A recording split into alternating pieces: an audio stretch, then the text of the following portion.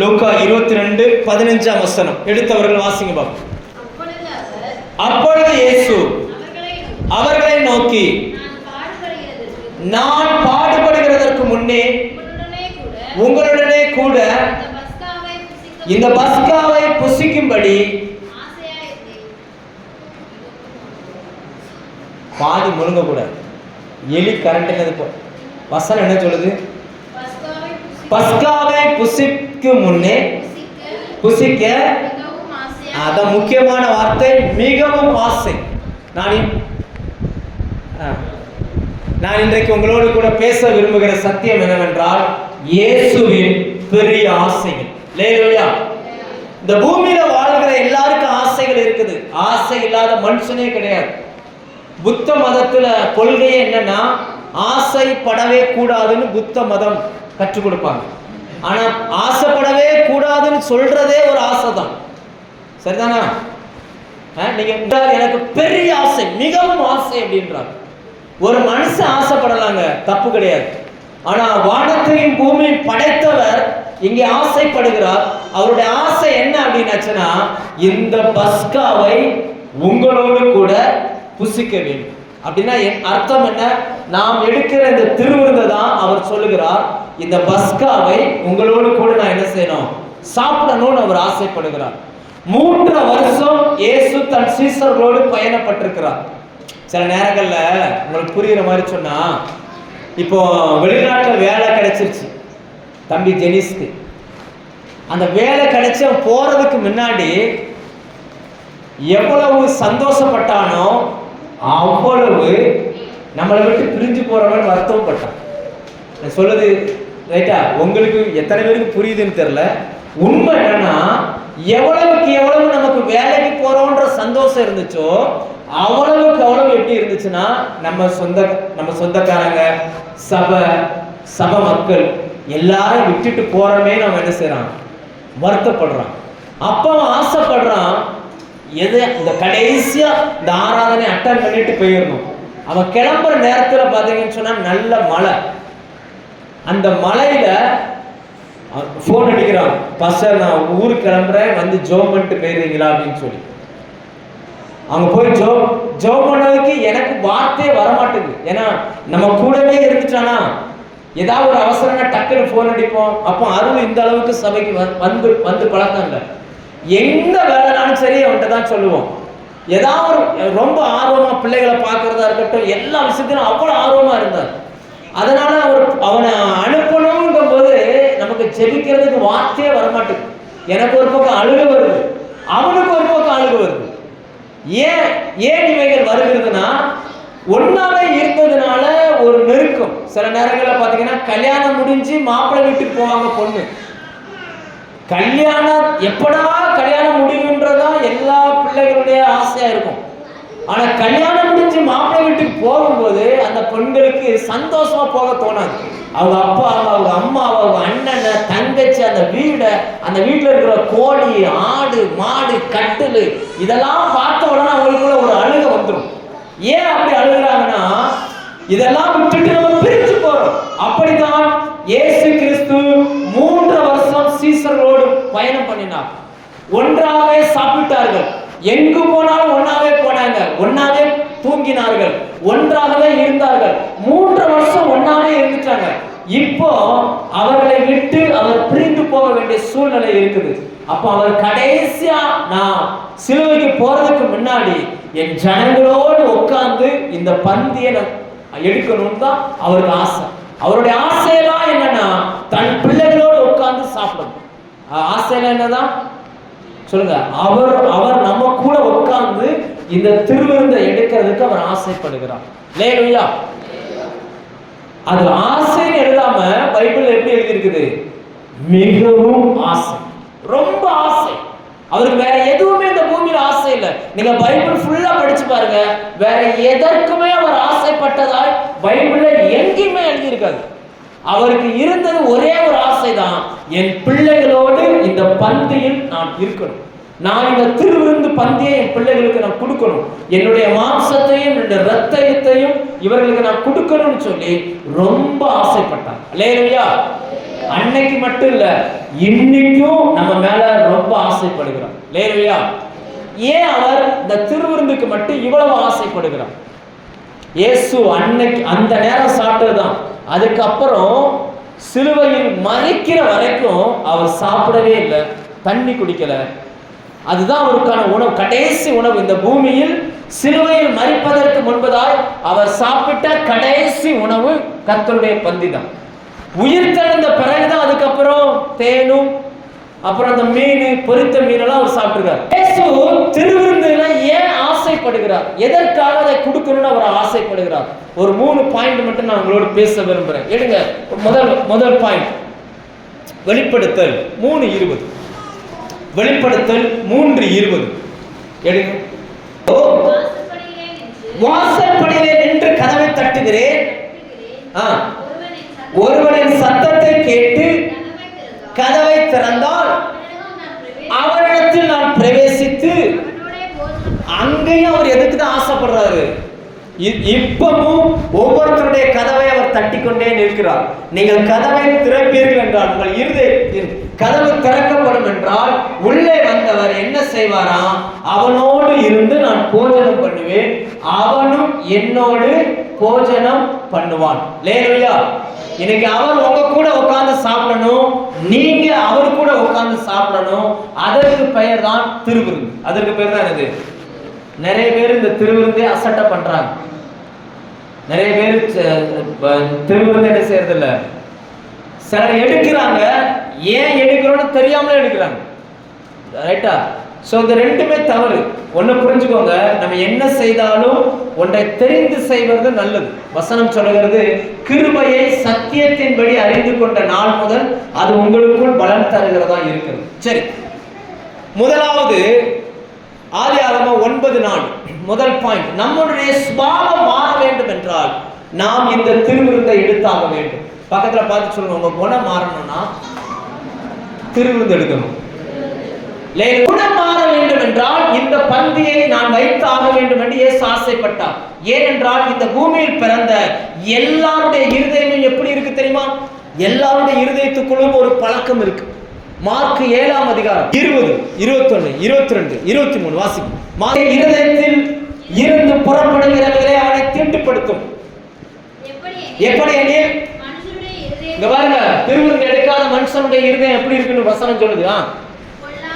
பொல்லாத சிந்தனை, விபச்சாரம், வேசித்தனம், கொலைபாதகம், களவு, பொருளாசை, துஷ்டத்தனம், கபடு, காமவிகாரம், வன்கண், தூஷணம், பெருமை, மதிக்கேடு புறப்பட்டு வரும். பொல்லாங்கானவையான இவைகள் இருதயத்திலிருந்து புறப்பட்டு வந்து அவனை தீட்டுப்படுத்தும். லேலுயா. ஏன் திருவிருந்து எடுக்கணும்னா, திருவிருந்து எடுக்கல அப்படின்னா இந்த குணங்கள் உள்ள இருக்கும். நம்ம நினைப்போம் திருவிருந்து எடுத்த பிறகு இந்த குணம் உள்ள இருக்குது. நிறைய பேர்கிட்ட நான் சொல்றேன், பின்னாடி சொல்றேன் ஏன் இருக்கு, அது என்னவா மாறும் அப்படின்னு சொல்லி. அப்ப திருவிருந்து எடுக்கிறதுனால நம்முடைய சுபாவங்கள் மாறும். எப்படி மாறும்? வேதத்துல ஒரு சில வசனங்களை வாசிப்போம்.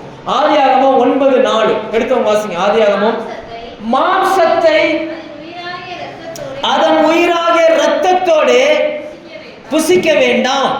ஆண்டவர் பழைய ஏற்பாடில் சொல்லுகிற இது என்ன சொல்லுவாங்கன்னா, முழு உலகத்திற்குமான சட்டம், யூனிவர்சல் லா. இதுக்கு பேர் என்னது? எல்லாருக்கும் பொருந்துகிற ஒரு சட்டம். என்னன்னா, மாம்சம் சாப்பிட்றதா இருந்தா ரத்தத்தையும் மாம்சத்தையும் ஒன்னா சாப்பிடக்கூடாது. மாம்சம் சாப்பிட்றதா மாம்சத்தை சாப்பிட்டுக்கலாம். ஆனா இப்ப இப்படி சொன்னா, ஆடு சாப்பிடணும்னு உங்களுக்கு ஆசை வந்துருச்சு, நீங்க ஆட்டுக்கறி வாங்கி சாப்பிடலாம். ஆனா ஆட்டு ரத்தம் வாங்கி என்ன செய்யக்கூடாது? ரத்தமும் மாம்சத்தையும் ஒன்னா என்ன செய்யக்கூடாது? சாப்பிடக்கூடாது. ஏன் ஆண்டவர் அப்படி சொல்லுகிறார்? இன்னொரு வசனம் சேர்ந்து வாசிப்போம். உபாகமம் 12ஆம் அதிகாரம். உபாகமம் 12:23. ரத்தத்தை மாத்திரம் புசிக்காதபடிக்கு எச்சரிக்கையாயிரு, ரத்தமே உயிர். ஏன் ரத்தம் சாப்பிடக்கூடாது அப்படின்னா, ரத்தம் தான் உயிர். ஒரு மனுஷனுக்கானாலும் மிருகத்துக்கானாலும் உயிர் எதுல இருக்குன்னா ரத்தத்துல இருக்கு. உயிர் எதுல இருக்குது? அடிப்பட்ட உடனே ரத்தம் நிறைய வெளியில போயிருச்சுன்னா மரித்து போவார்கள். எல்லாமே நல்லதா இருக்குது, இதயம் நல்லா இருக்கு, கிட்னி நல்லா இருக்கு, எல்லாமே நல்லா இருக்கு. ஆனால் அடிபட்டு ரத்தம் இல்லை என்றால் அவன் மரித்து போவான். சரீரத்துல போதுமான அளவுக்கு ரத்தம் இல்லை என்றால் இந்த சரீரம் வீக் ஆகுது. டாக்டர்கிட்ட போனோம்னா அப்படியே கண்ணை அப்படி பிதுக்கி பார்ப்பாங்க, என்ன உங்க உடம்புல ரத்தமே இல்லை அப்படிம்பாங்க. ஏன், என்ன காரணம் என்றால் ரத்தம் தான் உயிர். இன்னைக்கு அந்த ரத்தத்துல தான் எல்லாமே கலந்துருக்குது. ஏன் மிருகத்தினுடைய மாம்சத்தை ரத்தத்தை ஒன்னா சாப்பிடக்கூடாதுன்னு சொன்னார்னா, அந்த மிருகத்தினுடைய குணங்கள் எல்லாம் ரத்தத்தில் இருக்கு. இன்னைக்கு நம்ம குணம்லாம் எதுல தான் இருக்குது? ரத்தத்தில், நம்ம ரத்தத்தில் இருக்குங்க. சிலரை பார்த்தோன்னே சொல்லுவாங்கல்ல, ஏய் எங்க தாத்தா ரத்தம்டா எனக்கு. என்னவா? ஆமா, ஒரு முறை சென்னையில ஒரு ஊழியக்காரர் இருக்காரு, உங்களுக்கு சொல்லிருப்பேனான்னு தெரியல. அவர் பேர் வந்து இப்ப மரிச்சிட்டாரு, பாஸ்டர் தாமஸ் ராஜ். அவங்க பேர் என்னது? தாமஸ் ராஜ், திருநெல்வேலிக்காரர். இங்கிருந்து கிளம்பி அங்க போய் சின்ன வயசுல போனவர் ஊழியத்துக்கு போய் ஊழியத்துல உடல் ஊழியரா இருக்கிறார். இப்போ எப்படி நம்ம சபையில இன்பா இந்த மாதிரிலாம் இருக்காங்களோ அந்த மாதிரி இருந்திருக்கிறார், ஹெல்ப் பண்ணிட்டு இருந்திருக்காரு. அவர் கையில அந்த சபையினுடைய பொருள், அந்த பண பொறுப்பெல்லாம் அவர் கையில இருந்திருக்கு. அதாவது என்னன்னா, அந்த அந்த நாள்ல அவங்க சபைக்கு நிறைய வெளியில இருந்து ஊழியக்காரங்க வருவாங்க. வந்த ஊழியக்காரங்களை உட்கார வைக்கிறது, சாப்பாடு வாங்கி கொடுக்கறது, தங்க வைக்கிறது, இதெல்லாம் இவர் பொறுப்போம், இவர் பொறுப்பு. அப்ப இவருக்கு ஒரு சைக்கிள் கொடுத்துருந்துருக்கிறாங்க. இந்த சைக்கிள தான் போவாரு, அந்த சைக்கிள தான் வருவார். அப்போ ஒரு நாள் அந்த வெளிநாட்டுல இருந்து வந்த ஊழியக்காரங்களுக்கு சாப்பாடு வாங்கிட்டு அவங்களுக்கு ஐஸ்கிரீம் வாங்கி கொடுக்க போகும்போது சபையில இருக்கக்கூடிய 2 பேர் போய் எனக்கும் ஒரு ஐஸ்கிரீம் வாங்கிதான்னு கேட்டிருக்கிறாங்க. இவர் சொல்லியிருக்காரு, இது சர்ச்சு பணம், நான் வாங்கி தர மாட்டேன் அப்படின்னு. உடனே அந்த ஐஸ்கிரீம் கேட்டவர் என்ன தெரியுமா பண்ணியிருக்காரு, ஓஹோ இப்படியா பார்த்துரும் அப்படின்ட்டு இவருடைய சைக்கிளை பூட்டி சாவியை கொண்டு போயிட்டார். இப்ப சாவியை காணும், சாவியை தேடுறாரு, சாவியை காணும்.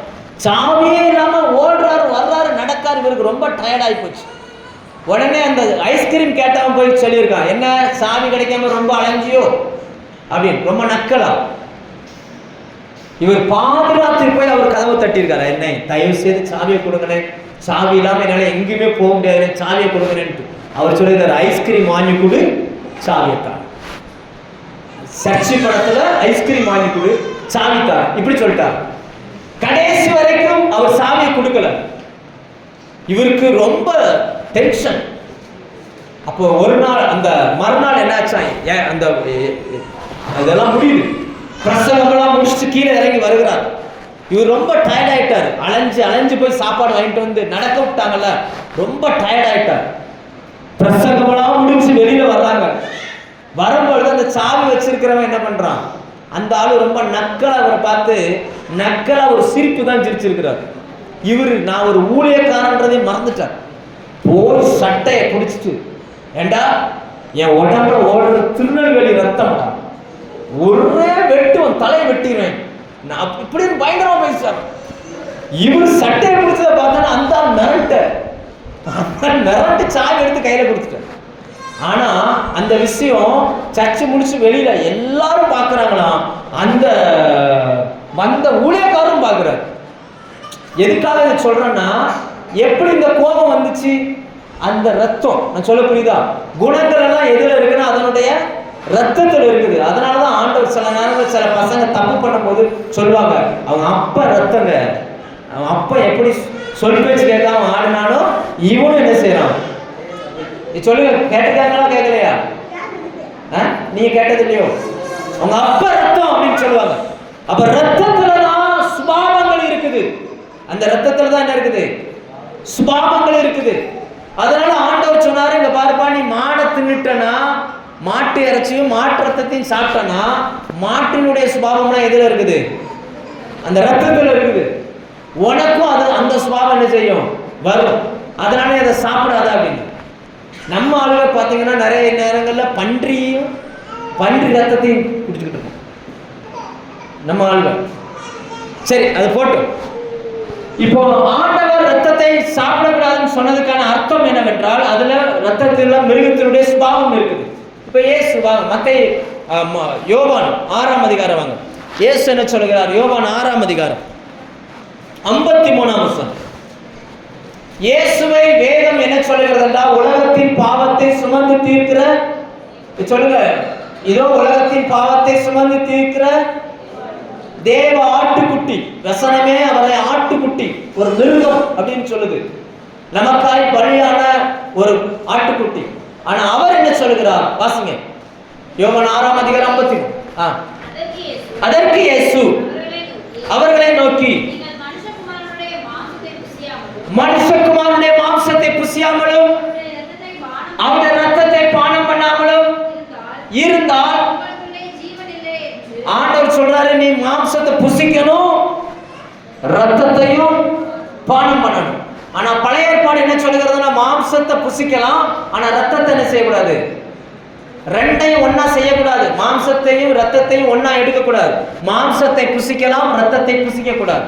ஆனா புதிய ஏற்பாட்டுக்கு வந்தோடனே இயேசு சொல்லுகிறார், என் மாம்சத்தை புசிக்கணும், என் ரத்தத்தை என்ன செய்யணும், பானம் பண்ணணும். ஏன் அப்படி சொல்லுகிறார் என்றால், இயேசு கிறிஸ்துவினுடைய அந்த திவ்ய சுபாவம் நமக்குள்ள வரணும் அப்படின்னாச்சுன்னா, அந்த ரத்தத்தை நாம் கட்டாயமாய் புசிக்கணும். இல்லையா? 2 பேதுரு 1:4 வாசிங்க. 2 பேதுரு 1:4. அதுல உலகத்துக்கு உண்டான கேட்டுக்கு தப்பி, 2 பேதுரு 1 அதிகாரம் 4 வசனம், இச்சையினால் உலகத்துக்கு உண்டான கேட்டுக்கு தப்பி திவ்ய சுபாவத்துக்கு பங்கு உள்ளவர்களாகும்படி. அதாவது ஆதாம் ஏவாளும், அந்த ஏவாள் இச்சையினால் பாவம் செய்தார்கள். அந்த பாவத்தின் விளைவாய் ஒரு சந்ததி பிறந்துச்சு. அந்த சந்ததியினுடைய சுபாவம் தான் மார்க் 7 அதிகாரத்துல நம்ம வாசிச்சோம். அந்த சந்ததியினுடைய அந்த சுபாவத்துல வந்த அந்த சுபாவத்துக்கு நம்ம தப்பி தேவனுடைய திவ்ய சுபாவம் உங்களுக்கு வேணும்னா கட்டாயமா நீங்கள் திருவிருந்து எடுக்கணும். இல்லையா? சொல்ல, கட்டாயமா என்ன செய்யணும்? திருவிருந்து எடுக்கணும். அப்போ ஒரு கேள்வி வரும், அப்ப திருவிருந்து எடுத்தவங்களுக்குள்ளலாம் அந்த பிரச்சனை மாறிடுச்சா, அந்த பிரச்சனை இல்லாம இருக்காங்களா அப்படின்னு கேட்டா, ஒரு வசனம் வாசிப்போம். லூக்கா 22 அதிகாரம் 24 வசனம் வாசிங்க. இப்ப திருவிருந்து முடிஞ்சிருச்சு. இயேசு ஒன்றை சொல்லுகிறார், சீசர்கள் வேறொன்றை சொல்லுகிறார்கள். அன்றியும் இப்ப திருவிருந்து எடுத்த பிறகு அவங்களுக்குள்ள ஒரு ஃபைட். தங்களில் எவன் பெரியவனாக இருப்பான் என்று அவர்களுக்குள்ளே வாக்குவாதம், சண்டை வந்துருச்சு. யாரா நம்மள பெரிய ஆளு பார்த்துக்கொண்டாலும் மாறி மாறி சண்டை. அப்படின்னா அர்த்தம் என்னவென்றால், இப்ப திவ்ய சுபாவம் வரணும், ஆனா எந்த சுபாவத்துல தான் இருக்கிறாங்க?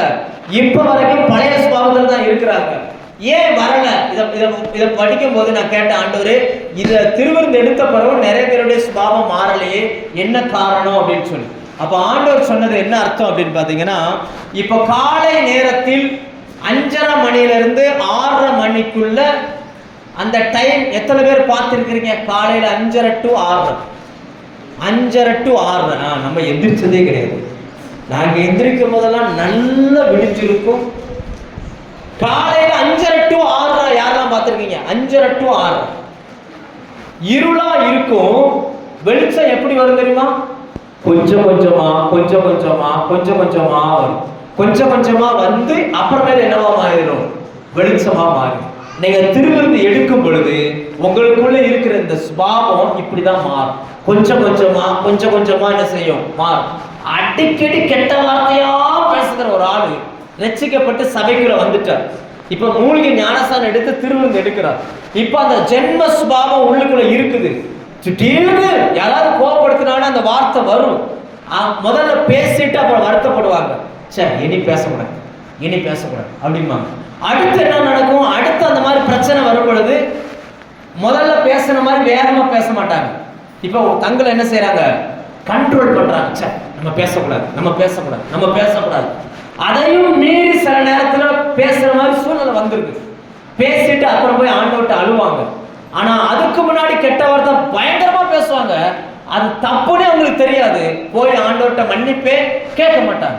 என்னைக்கு ரட்சிக்கப்பட்டு உள்ள வந்து ஞானஸ்தானம் எடுத்து அவன் திருவிருந்து பெற்றுக் கொள்கிறானோ அன்னைக்கு அவனுடைய சுபாவம் மாற ஆரம்பிக்குது. கொஞ்சம் கொஞ்சமா கொஞ்சம் கொஞ்சமா கொஞ்சம் கொஞ்சமா அந்த சுபாவம் அவனை விட்டு விலகுகிறது. லேலுயா.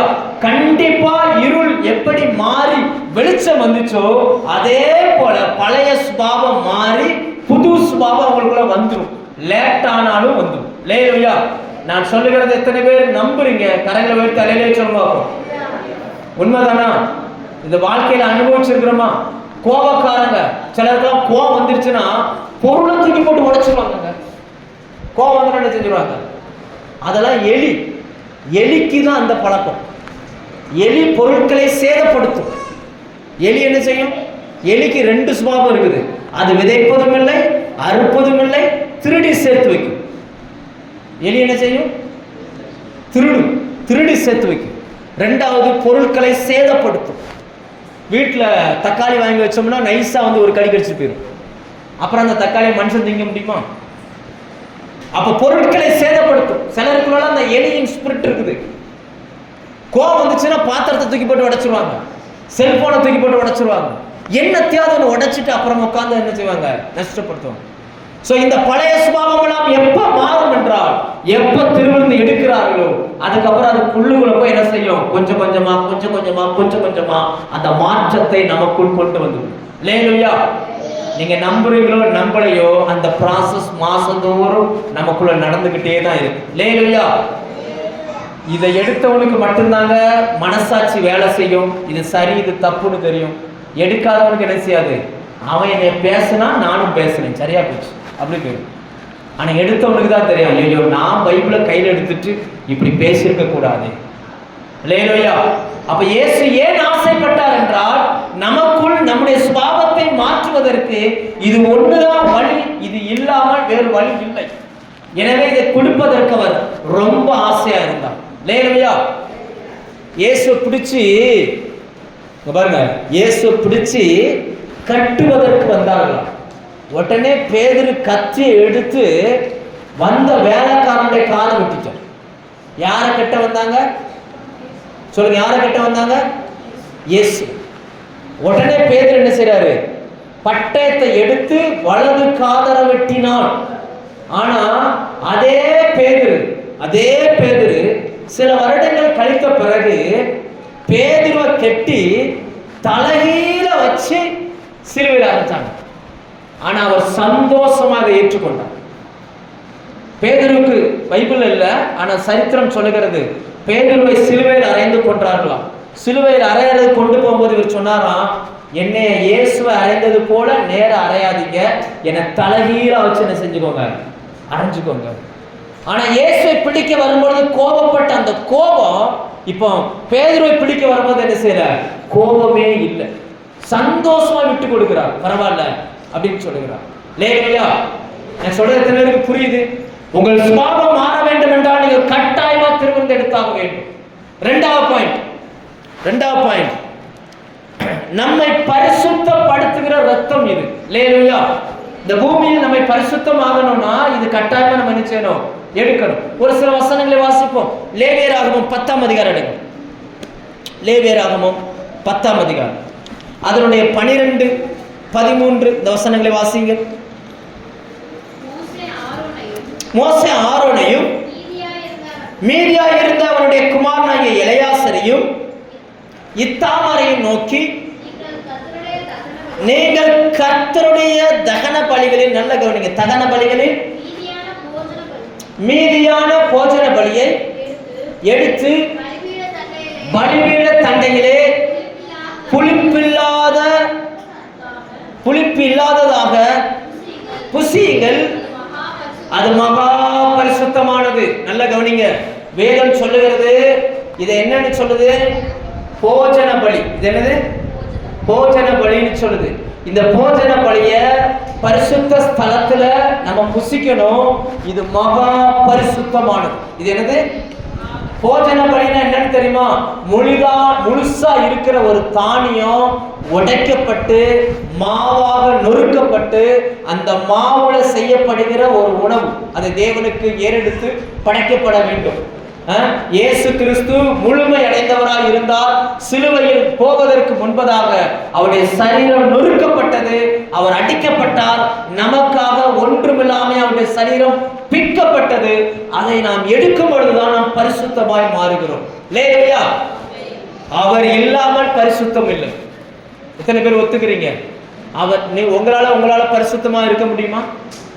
கர்த்தருடைய பந்தியை எடுக்காத எந்த மனுஷனாலும் நினைச்சாலும் பரிசுத்தமாய் வாழ முடியாது. அவன் நினைச்சாலும் இருக்க முடியாது. ஏன்னா சுபாவத்துக்குள், ஏவாளின் சுபாவத்துக்குள் பரிசுத்தன்றது ஒண்ணுமே கிடையாது. அவங்களால முடியவே முடியாது. பழைய ஏற்பாட்டுல யாரை வேண்டுமானாலும் எடுத்து பாருங்க, யாராலும் அப்படி இருக்க முடியாது. புதிய ஏற்பாட்டுக்கு வந்த பிறகுதான் ஆண்டவர் சொல்கிறார், உங்களை நான் பரிசுத்தப்படுத்துறதுக்காக ஒன்றை செய்கிறேன், என்னுடைய சரீரத்தையே நான் உங்களுக்கு கொடுக்கிறேன், நீங்க அதை எடுத்து என்ன பண்ணுங்க, உட்கொள்ளுங்க அப்படின்றார். இதை எடுக்க வேண்டும். அந்த வசனம் திரும்ப வாசிங்க, பிற்பகுதி மட்டும் வாசிங்க. பலிபீட தண்டையிலே புசிப்பில்லாததாக புசியுங்கள், அது மகா பரிசுத்தமானது. கர்த்தருடைய வார்த்தை. அதே 17 வசனம் வாசிங்க. அப்படி புசிக்காததுனால பாவ நிவாரண பலியை அந்த பரிசுத்த ஸ்தலத்தில் புசியாமல் போனது என்ன? மோசே கோபம் கொள்கிறார், நீங்கள் கட்டாயமா புசிக்கணும். 13 வசனம் வாசிங்க, இன்னும் தெளிவா போட்டிருக்கும். பரிசுத்த ஸ்தலத்திலே புசியுங்கள், அது கர்த்தருடைய தகன பலிகளில் உனக்கும் உன் குமாரனுக்கும் ஏற்படுத்தப்பட்டதா இருக்கிறது. சொல்லுங்க பக்கத்துல பாருங்க. கர்த்தருடைய பந்தி என்றால் நம்முடைய புத்தி மாறணும்னா திருவிருந்து கட்டாயமா எடுக்கணும். ரெண்டாவது, நம்முடைய பரிசுத்தம் நமக்குள்ள உருவாகணும்னா நாம் கர்த்தருடைய பந்தி என்ன செஞ்சாகணும், எடுத்தாகணும். பரிசுத்தம்னா என்னன்னா வேறு பிரிக்கப்பட்டது. பரிசுத்தம்னா என்னது? செப்பரேட். தேவன் எப்படி தனியா இருக்கிறாரோ அதே போல நாமும் தனித்து இருப்பது. லேலுயா. உலகம் பணத்தை பெருசா பார்க்குது. எதை பெருசா பார்க்குது? ஆனா ஆண்டவர் எதை பெருசா பார்க்கிறார்? சொல்லுங்க, எதை பெருசா பார்க்கிறார்? பணத்தை அவர் எப்படி மதிக்கிறார் தெரியுமா? பணத்தை எப்படி மதிக்கிறார்? எவ்வளவு பெரிய ஊழியத்துக்கு அனுப்பினாலும் கையில பணம் இல்லாம தான் அனுப்புவார். ஒரு வசனம் வாசிப்போம். லூக்கா 22ஆம் அதிகாரம் எடுங்க, 35ஆம் வசனம் வாசிங்க. 35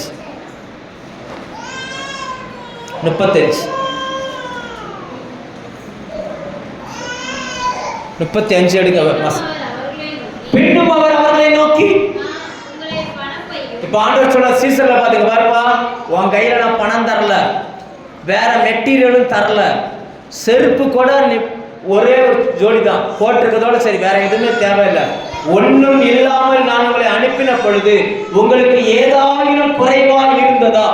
ஆண்டவருடைய கேள்வி, உங்களுக்கு ஏதாவது குறைவாய் இருந்தா அப்படின்னா அர்த்தம் என்னன்னா, தேவன் உங்களை நம்பி ஒரு வேலையை தருவார்னா கையில எதையுமே தரமாட்டார், அந்த வேலையை மட்டும் தருவார். நீங்க போக போக போக எல்லாத்துக்கும் தேவையானது அந்தந்த நேரத்துல கர்த்தர் சந்திப்போம். இல்லையா? பணத்துக்காக பொருளாதாரத்துக்காக நீங்க கவலைப்பட்டு உட்கார்ந்து இருக்கிறீங்கன்னா உங்களை பார்த்து கர்த்தர் சொல்லுகிறார், ஒன்றும் இல்லாமையில் இருந்து நான் உங்களை அனுப்பும் பொழுது சீசர்களுக்கு ஒண்ணுமே குறைபடல. சீசர்களுக்கு என்ன இல்லையா, எதுவுமே குறைபடல. லேலுயா. தேவ அதான் பரிசுத்தங்க. பரிசுத்தம்னா எல்லா ஜனங்களுக்கும் பணம் இருந்தா சந்தோஷம், தேவ ஜனங்களுக்கு பணம் இருந்தா சந்தோஷம் இல்ல, தேவன் இருந்தா மட்டும்தான் சந்தோஷம். லேலுயா. என்ன நான் சொல்றது எத்தனை பேர் கவனிக்கிறீங்க? சரி, ஒரு சில வசனங்களை மறுபடியும் வாசிப்போம். எடுங்க. ஏன் நாம் பரிசுத்தம் ஆக வேண்டும்? வெளிப்படுத்தல் 22:11. வெளிப்படுத்தல் 22:11. அநியாயம் செய்கிறவன் இன்னும் அநியாயம் செய்யட்டும், அசுத்தமாக இருக்கிறவன் இன்னும் அசுத்தமாகட்டும், நீதி உள்ளவன் இன்னும் நீதி செய்யட்டும், பரிசுத்தம் உள்ளவன் இன்னும் பரிசுத்தமாகட்டும். எப்படி நாம் பரிசுத்தமாக முடியும் என்றால், கர்த்தருடைய பந்தியை நாம் எடுக்க எடுக்க எடுக்க நமக்குள்ளே கர்த்தர் பரிசுத்தத்தை உண்டாக்குகிறார். லேலுயா. அதனால இந்த பந்தியை யாருமே அசட்டே நினைக்காதீங்க, யாரும் எடுக்காம வீட்டுக்கு போகாதீங்க. லேலுயா. ஆதி நாட்கள்லாம் எப்படி பண்ணாங்கன்னா 3 நாட்கள் உபவாசம் இருப்பாங்க. இந்த திருவிருந்து எடுக்கிறதுக்கு 3 நாட்கள் உபவாசம் இருந்து, இன்னமும் சில சபைகள்ல நைட்டு தான் வைக்கிறாங்க. நைட்டு தான் ஒருவர் காலை ஒருவர் கழுவி அதுக்கப்புறம் வரிசையை உட்காந்து அதுக்கப்புறம் தான் எடுப்பாங்க. யாரு கூடயாவது சண்டை போட்டிருந்தாங்கன்னா அன்னைக்கு போய் பேசிடுவாங்க. யாரு கூட வருத்தமா இருந்தாலும் அன்னைக்கு போய் என்ன செஞ்சிருவாங்க, அப்படி ஒப்புரவாகி தான் அந்த பந்தியெல்லாம் அவங்க எடுக்கணும். ஆனா நமக்கு கால சூழ்நிலைகள் சரியில்லாததுனால நம்மளால அதை என்ன செய்ய முடியல, கடைபிடிக்க முடியல. நன்றாய் புரிந்து கொள்ளுங்கள், நம்மை பரிசுத்தமாக்குவதற்கு தேவன் வைத்திருக்கிற ஒரு வழி. ரெண்டாவது, நிறைய பேருக்குள்ள ஒரு கேள்வி, நாம் ஜெபம் பண்றத கர்த்தர் கேட்கிறாரா கேட்கலையா? ஒரு வசனம் வாசிப்போம். லேவியராகமம் 17:11. இந்த பந்தியை எடுப்பீர்கள் என்றால், உங்களுடைய பரிசுத்தம் இருக்கும் என்றால், உங்களுடைய ஜெபங்களுக்கு தேவன் பதில் கொடுக்கிறார். லேவியராகமம் 17:11 வாசிங்க. 11. மாம்சத்தில் உயிரதன் இரத்தத்தில் இருக்கிறது, உங்கள் ஆத்துமாக்களுக்காக பாவ நிவர்த்தி செய்யும்படிக்கு கட்டளையிட்டேன். ஆத்மாவுக்காக பாவ நிவர்த்தி செய்கிறது ரத்தமே. அந்த ரத்தத்தை நீங்க எடுத்தாதான் உங்க ஆத்மாவில் இருக்கிற பாவங்கள் கம்ப்ளீட்டா வெளியில போகுது. பாவம் நீக்கப்பட்ட அந்த ஒன்றை தான் நாம் பரிசுத்தம் என்று சொல்லுகிறோம். இல்லையா? அப்ப உங்களுக்கு பரிசுத்தம் வேணும்னா கட்டாயமா இந்த பந்தியை நீங்கள் எடுக்கணும். நான் ஒரே ஒரு பாயிண்ட் மட்டும் சொல்லி முடிப்போம். வெளிப்படுத்தல் 3:21 வாசிங்க. 3:21. வெளிப்படுத்தல் 3:21. நான் ஜெயம் கொண்டு என் பிதாவினிடத்தில் சிங்காசனத்தில் அவரோட கூட உட்கார்ந்தது போல ஜெயம் கொள்ளுகிறவன் எவனோ அவனும் என்னுடனே கூட என்னுடைய சிங்காசனத்தில் என்னோடு கூட உட்காரும்படிக்கு அவனுக்கு அருள் செய்வேன். ஆண்டவர் சொல்லுகிறார், நீங்கள் என்னோடு கூட இருக்கணும். நம்ம எல்லாம் எங்க இருக்கணுமா சொல்லுங்க? நம்மள எங்க இருக்கணுமா? அவர் கூட அவருடைய சிங்காசனத்துல உட்காரணுமா? நாம் இந்த பூமியோடு முடிகிறது இல்ல வாழ்க்கை. நிறைய பேர் நினைச்சுக்கிட்டு இருக்காங்க, செத்த பிறகு வடக்கு பதச்சா என்ன, தெற்கு பதச்சா என்ன. சில சொல்லுவாங்க, செத்த பிறகு அது எங்க கடந்தா என்ன அப்படின்னு. அப்படி இல்லை. இந்த பூமியோடு இந்த சரீரத்தின் வாழ்க்கை முடிகிறது. ஆனா நமக்குள் இருக்கிற வாழ்க்கை அதன் பிறகுதான் ஆரம்பமே ஆகும். நாம் எங்கே இருக்க வேண்டும் என்றால் அவரோடு கூட இருக்கும்படிக்கு உங்களையும் என்னையும் கர்த்தர் தெரிந்து கொண்டார். இல்லையா? அதுக்கு தானே இவ்வளவு கஷ்டப்படுறோம், அதுக்கு தான் இவ்வளவு பரிசுத்தமா வாழணும்னு நினைக்கிறோம், அதுக்கு தான் இவ்வளவு காரியத்தை நம்ம செய்யறோம். இந்த பூமியோடு நம்ம வாழ்க்கை முடிந்து போகிறதில்ல, நமக்கு இதற்கு பிறகு ஒரு வாழ்க்கை இருக்குது. அங்க போகணும் அப்படின்னா நீங்க இந்த பந்தியை எடுத்து ஆகணும். எங்க நம்ம போகணும்? ஆதியாகமம் 1:1 சொல்லுகிறது, ஆதியிலே தேவன் சொல்லுங்க, ஆதியிலே தேவன், சத்தமா சொல்லுங்க, ஆதியிலே தேவன் வானத்தையும் பூமியையும் சிருஷ்டித்தார். வானத்தை படைக்கிறது, அதாவது பூமியை படைக்கிறதுக்கு முன்னாடி வானத்தை ஃபர்ஸ்ட் படைச்சார். எதை படைச்சாரு?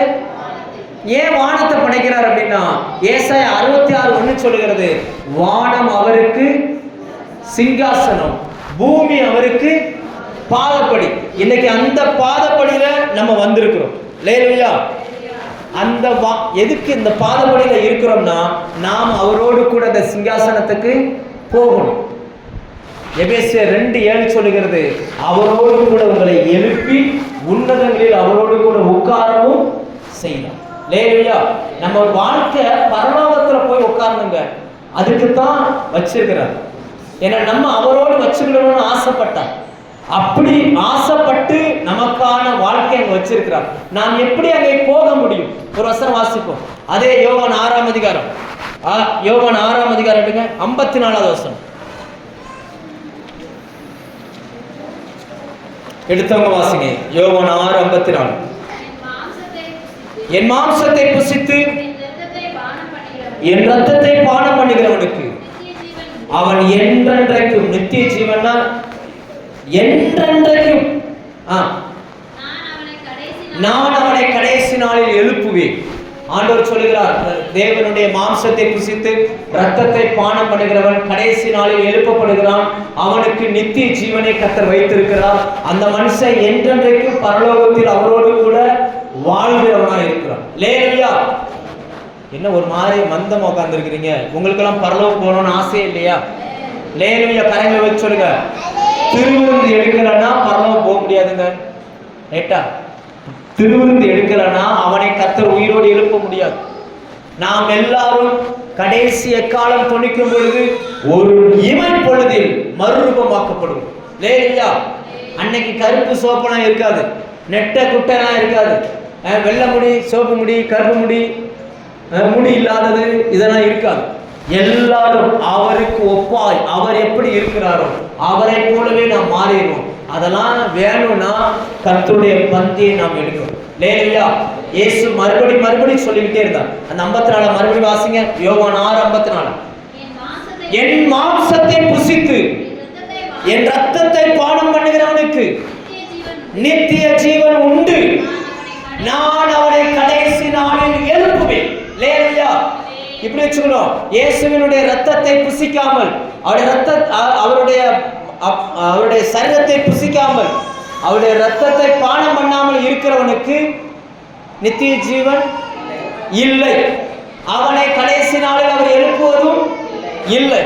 நீங்க கடைசி நாளில் எழும்பணும், நித்திய ஜீவனோட பரலோகத்துக்கு போகணும், தேவனுடைய சிங்காசனத்துல உட்காரணும்னு ஆசைப்பட்டா கர்த்தருடைய பந்தியை பயத்தோடும் பக்தியோடும் நீங்கள் அனுசரிங்க. இல்லையா? இந்த பந்தி தேவன் தன்னுடைய சீசர்களுக்கு கொடுத்தது. அவர் அதுக்கு தான் ஆசைப்பட்டார். இல்லையா? அப்ப நமக்குள்ள 3 காரியங்களை தருவதற்கு அவர் ரொம்ப ஆசைப்பட்டார். ஒன்று, நமக்கு நம்முடைய குணங்கள் என்ன செய்யணும், நம்ம சுபாவங்கள் மாறணும். 2வது, நாம் பரிசுத்தமாகணும். 3வது, அவரோடு கூட பரலோகத்தில் நாம் உட்கார வேண்டும். அல்லேலூயா. இதற்கு தான் இந்த பந்தியை கர்த்தர் ஆயத்தம் பண்ணியிருக்கிறார். இந்த பந்தி எத்தனை பேர் சொல்றீங்க, எனக்காக தேவன் ஆயத்தம் பண்ணியிருக்கிறார், நான் இதில் பங்கு பெற ஆயத்தமா இருக்கிறேன்னு சொல்றவங்க அப்படியே இருக்கிற இடத்துல எழுந்து நின்று, ஆண்கள் ஒரு பக்கமும் பெண்கள் ஒரு பக்கமும் நாம் உட்காரலாம்.